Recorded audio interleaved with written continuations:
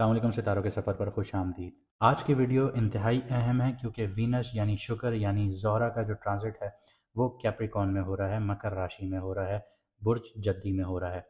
इसके रेप्रिकॉशंस आपके ऊपर क्या पड़ेंगे उस सारी चीज़ों को हम समझेंगे। और वीनस यहाँ पे डब्लिटेशन की तरफ चला जाता है, नीच की तरफ चला जाता है, वीक हो जाता है। उसकी वजह यह है कि कैप्रिकॉर्न जो है उसका लॉर्ड सैटर्न है, शनि है। और सैटर्न जो है वो आपको डिसिप्लिन बनाता है, आपको एक रूटीन देता है, प्रैक्टिकल बनाता है। तो जो वीनस की नेचर है, लव, लग्जरी और जो प्लेजर्स हैं, वो सारी चीज़ें डिसिप्लिन्ड होना शुरू हो जाती हैं, प्रैक्टिकल होना शुरू हो जाती हैं, रिस्ट्रिक्टेड होना शुरू हो जाती हैं। आप ज़्यादा फोकस होना शुरू हो जाते हैं अपनी ड्यूटी पर, अपने एम्बिशंस पर। रोमांस से ज़्यादा आप इन चीज़ों की तरफ फोकस होना शुरू हो जाते हैं।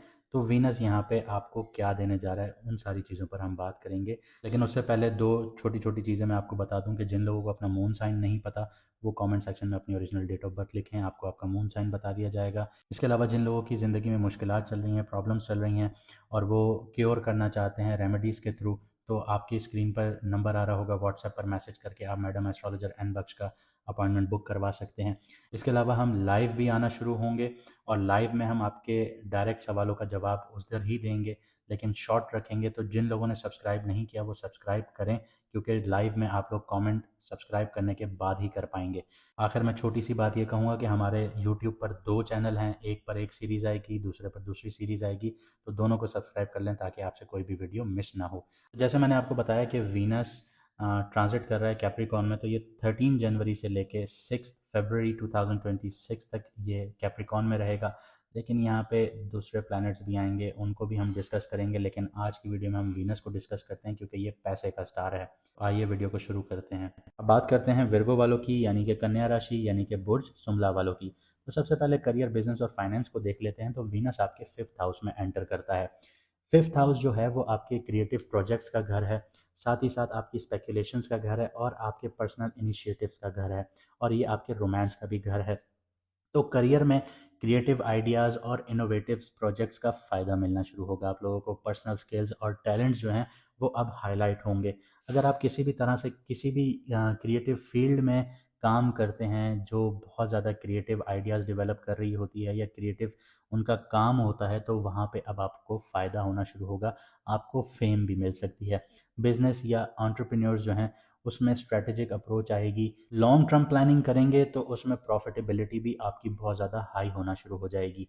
फाइनेंस में बात करूं तो स्पेक्युलेटिव जो इन्वेस्टमेंट्स हैं, स्टॉक हो गया और क्रिप्टो हो गया, वो केयरफुली मॉनिटर करने की ज़रूरत है।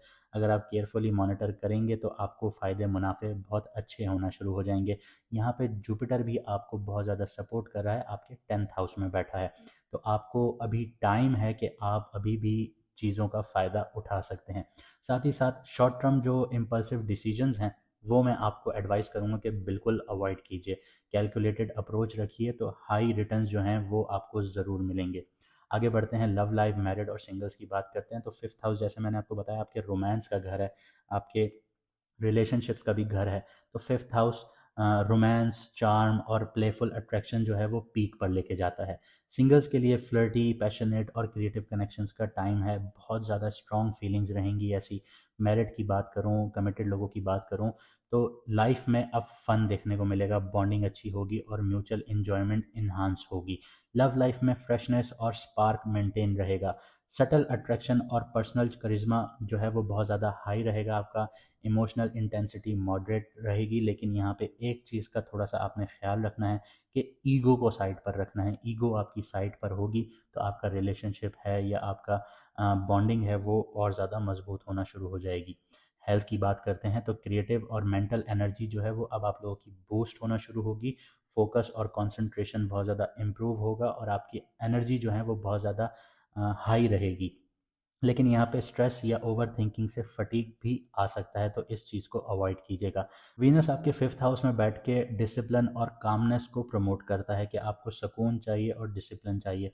लेकिन ये बात भी याद रखिएगा कि वीनस जो है वो लग्जरी में इंडल्ज करता है इंसान को। जो जब आप लग्जरीज में इंडल्ज होते हैं, आप कंफर्ट में, प्लेजर में इंडल्ज होते हैं, तो आपका डिसिप्लिन यहाँ पे ख़त्म भी हो रहा होता है। तो डिसिप्लिन को आपने नहीं छोड़ना।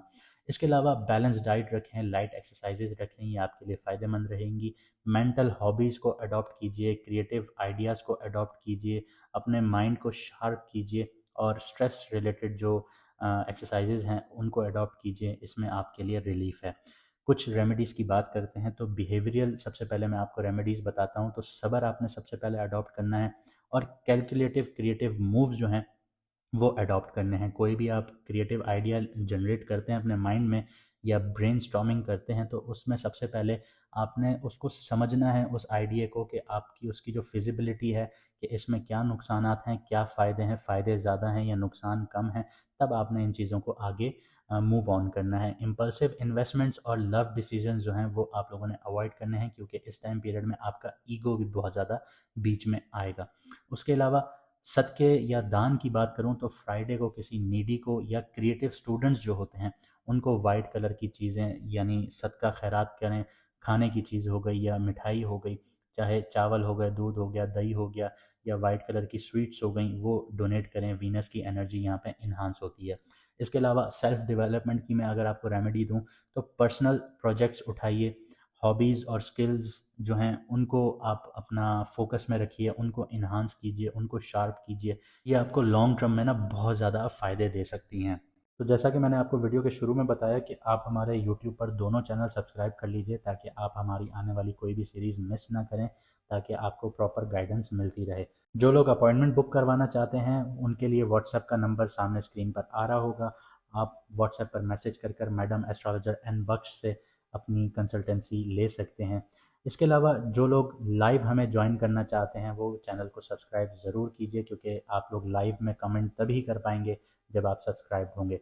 मुझे दीजिए यहाँ से इजाज़त, मिलते हैं अगली वीडियो में सितारों के सफ़र पर।